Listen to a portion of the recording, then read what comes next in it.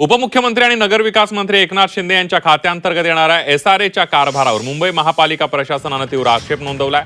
महापालिका आयुक्त अश्विनी भिडे यांनी नगरविकास विभागाला थेट पत्र पाठवून एसआरए कडून अधिकाराचा गैरवापर होत असल्याचा आरोप केलाय। मोकळ्या भूखंडावर 33-11 अंतर्गत येणाऱ्या योजनांना नियमांचं उल्लंघन करून बेकायदेशीर सवलती दिल्या जात असून यामुळे मुंबई महापालिकेचा कोट्यवधी रुपयांचा महसूल बुडत असल्याचा ठपका या पत्रातून ठेवण्यात आलेला आहे। बघूयात या पत्रामध्ये अश्विनी भिडे यांनी काय म्हटलेलं आहे।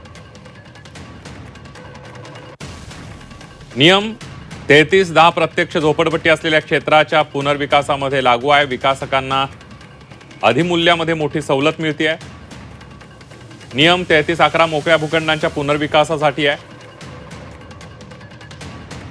नियम 33-11 मध्ये सवलत लागू होत नाही। एसआरए कडून मोकळ्या भूखंडाच्या योजनांतही बेकायदेशीर सवलती दिल्या जात आहेत। नियम डावलून 300 योजनांमध्ये सवलती दिल्याचा संशय आहे।